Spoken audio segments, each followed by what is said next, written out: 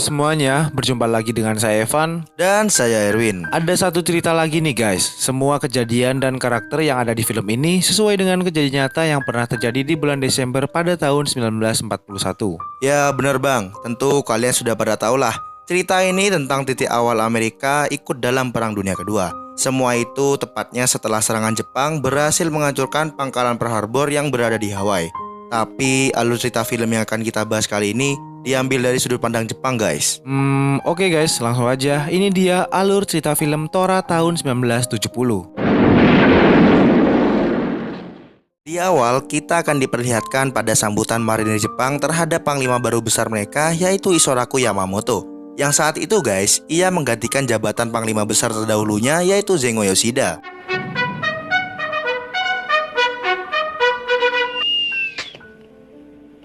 Yamamoto ini adalah seorang yang sangat menantang keinginan Angkatan Darat yang berniat bersekutu dengan negara Jerman. Di sisi lain, Konoye selaku Perdana Menteri Jepang terlihat sedikit labil untuk melakukan negosiasi dengan Jerman. Karena itu berarti Amerika akan secara otomatis menghentikan suplai bahan baku ke negaranya. Dan lebih parahnya lagi guys, bisa terjadi peperangan.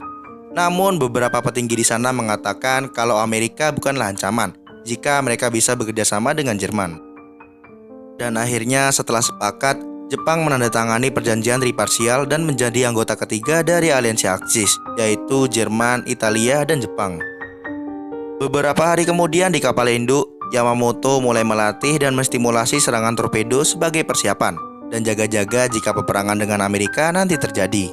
Karena nyatanya guys, jika sampai perang itu terjadi, maka harapan satu-satunya adalah langsung menyerang armada Pasifik yang berada di Pearl Harbor. Tapi tampaknya ia masih belum yakin serangan itu bisa berhasil, mengingat kedalaman air di sana sedikit dangkal. Sementara itu di Pearl Harbor sendiri, para atasan yang saat itu mengecek jalan masuk ke pelabuhan tampak merasa cemas. Karena jika salah satu kapal mereka berhasil ditenggelamkan oleh torpedo, maka dipastikan mereka akan langsung tamat. Namun, Kim sebagai panglima besar armada di sana mengungkapkan kalau hal itu tidak akan terjadi. Karena nyatanya guys, torpedo baru akan meledak jika mencapai kedalaman 75 kaki. Sedangkan perayaan di Pearl Harbor sedalam 40 kaki saja. Kembali lagi ke Yamamoto, maka untuk meyakinkan torpedo bisa berhasil, ia menyarankan untuk bekerja sama dengan Fujida, yaitu dia adalah seorang pilot angkatan udara Jepang yang ahli dalam strategi. Di Angkatan Laut Amerika, saat ini Kim mendapat peringatan awal dari intelijennya kalau Jepang bisa saja menyerang dan memulai perang. Dari laporan itu, intelijen pun menyarankan agar Angkatan Udara segera melakukan patroli. Dan balik lagi ke Yamamoto, saat ini ia tampak gusar karena mendapat kabar kalau Angkatan Darat dan petinggi lainnya telah memutuskan mengirim pasukan Jepang ke Indochina. Keputusan itu menurutnya hanya akan membuat Amerika marah, yang jadinya rencana perdamaian pun dipastikan tak mungkin lagi. Dan memang benar seperti yang diduga Yamamoto, setelah intelijen mendapat kabar kalau Jepang menduduki Indochina, pihak Amerika pun tersinggung dan langsung melakukan embargo. Sebagai jaga-jaga guys, mereka juga turut memberi perintah kepada Kim untuk mensiagakan pasukannya, sekaligus memperketat patroli udara bahkan juga laut. Di sisi lain, armada Jepang tampak berdiskusi mengenai rencana penyerangan mereka.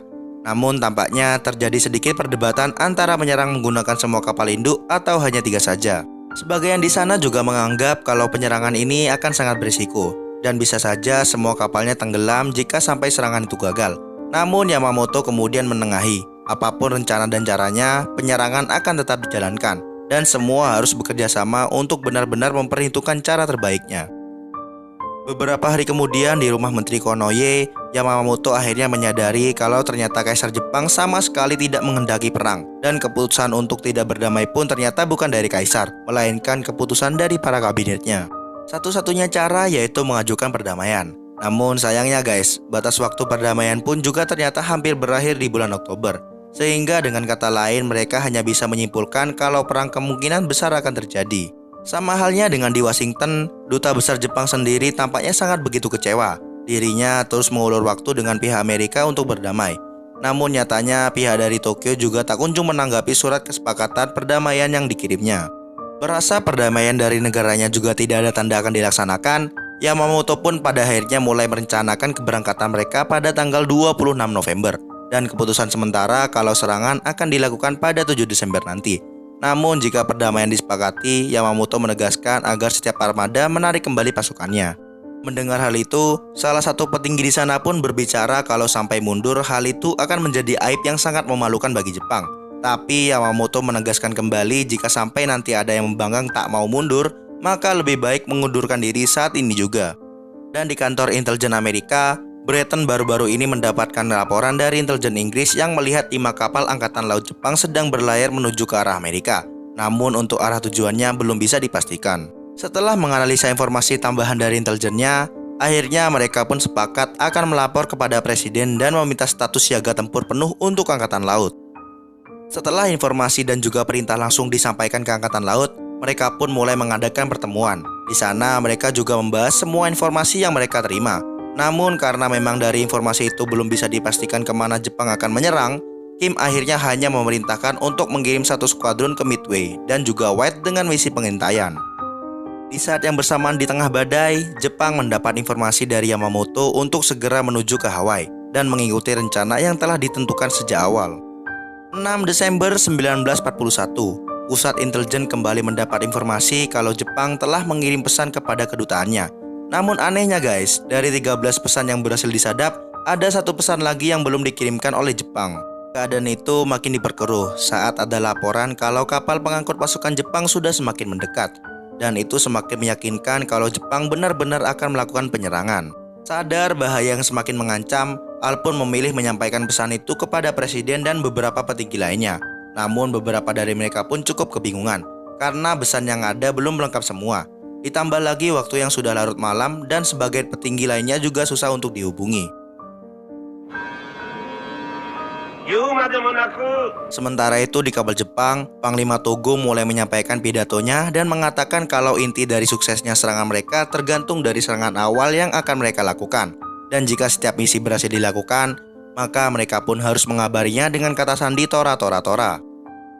Tanggal 7 Desember 1941, Jepang kembali mengirimkan surat ke-14 yang isinya Jepang meminta jawaban Amerika tentang pesan yang mereka terima sebelum tepat jam 1 siang. Sayangnya guys, pengiriman pesan tersebut justru terlambat dan baru sampai di kedutaan pada tengah malam. Hal itu juga berdampak pada balasan yang akan mereka kemukakan kepada Jepang, di mana balasan tersebut mendapat keterlambatan selama 2 hari. Hingga pada akhirnya Jepang pun mengirimkan surat ultimatum berisi ancaman penyerangan kepada Amerika.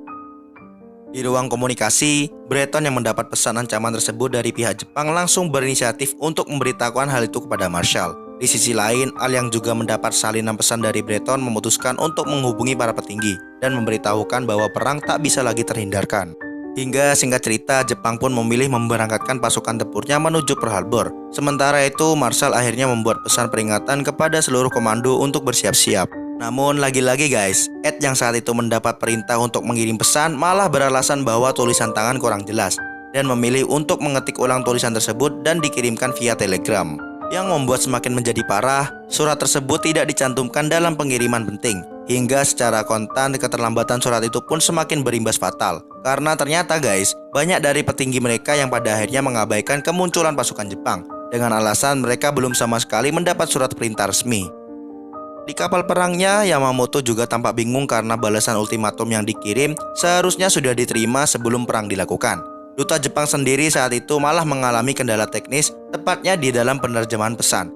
Sehingga hal itu pun harus membuatnya mengundurkan pertemuan yang harus dilakukan jam 1 siang dengan Hull. Dan bukan itu saja guys, karena di pihak armada pun Kim juga tampak sangat kesal karena baru diberitahukan kalau pengawas mereka telah melihat kapal selam Jepang setengah jam sebelum mereka melapor. Di sisi lain, pasukan udara Jepang di bawah komando Fuchida kini hampir sampai di Pearl Harbor.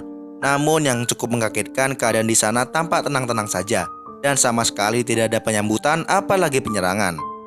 Tahu bahwa misinya berhasil dengan mudah, Fuchida pun langsung mengirimkan pesan Tora Tora Tora untuk disampaikan terhadap markas mereka. Setelah sampai di Pearl Harbor, pasukan Jepang langsung melakukan penyerangan, bahkan menjatuhkan beberapa torpedo untuk menenggelamkan kapal laut milik Amerika.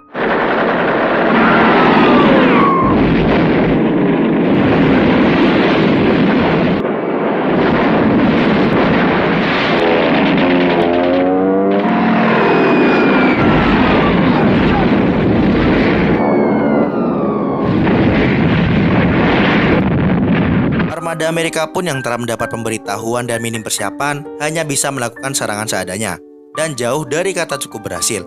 Tapi biarpun begitu, pasukan Amerika tak mau mati konyol dan tetap berjuang dengan sekuat tenaga. Dalam kondisinya yang sangat genting tersebut, armada Amerika kemudian meminta bantuan pada Satuan Angkatan Udara. Namun sangat disayangkan guys, karena mereka pun saat itu sedang kocar-kacir saat pesawat mereka habis dibombardir oleh pasukan Jepang. Dan paling membuat lucu, salah satu pesawat Amerika yang sedang terbang lepas malah harus terjebak di tengah-tengah perang. Dan hampir saja guys, pesawatnya tertembak oleh kawannya sendiri. Karena perang yang semakin tidak seimbang, maka tidak butuh waktu lama bagi Jepang untuk menghancurkan Pearl Harbor, sekaligus menenggelamkan kapal-kapal perang milik Amerika. Keberhasilan mereka pun kembali diberitahukan kepada armada mereka, dan mengatakan kalau penyerangan saat itu benar-benar sukses dibandingkan dengan penyerangan yang sudah-sudah. Sementara itu, Sekretaris Negara Amerika yang baru mendapat pemberitahuan kalau Pearl Harbor diserang awalnya tidak percaya guys, dan lebih menyangka jika yang diserang itu adalah Filipina. Namun saat semua meyakinkan jika berita itu benar, ia pun dengan segera meminta disambungkan langsung ke Gedung Putih. Saat Hull mengetahui kejadian itu, ia pun benar-benar sangat kecewa dan merasa terpukul. Kembali lagi ke pertempuran, dan kini Jepang semakin bertambah ganas dengan turut membombardir landasan terbang milik Amerika. Bahkan bukan itu saja guys, karena mereka pun memutuskan untuk menghancurkan kapal perang Nevada di terusan, agar pelabuhan Amerika terhalang selama beberapa bulan. Namun pihak Amerika yang mengetahui itu terus berusaha semampunya melajukan kapalnya menuju ke arah pantai. Walau kenyataannya pesawat terbang mereka berhasil dihancurkan, beberapa pilot Amerika pun berhasil menerbangkan pesawatnya dan membuat perlawanan. Di sana terlihat pesawat tempur Amerika menembaki dan mengenai pesawat Jepang yang perlahan mulai jatuh. Karena tak ada harapan lagi untuk kembali terbang, akhirnya pilot pesawat Jepang itu melakukan aksi kamikaze atau bunuh diri dengan mendabarkan pesawatnya ke hanggar pesawat Amerika.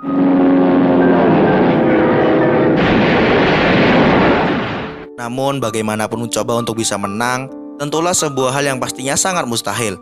Kekalahan Amerika pun semakin bertambah parah saat Jepang berhasil memutus pipa di kapal Arizona. Padahal kapal tersebut telah penuh menampung bahan bakar pesawat, hingga jika saja sampai meledak, setengah dari Pearl Harbor bisa dipastikan langsung lenyap. Singkatnya, perang pun berakhir dan berujung Amerika menderita kekalahan telak.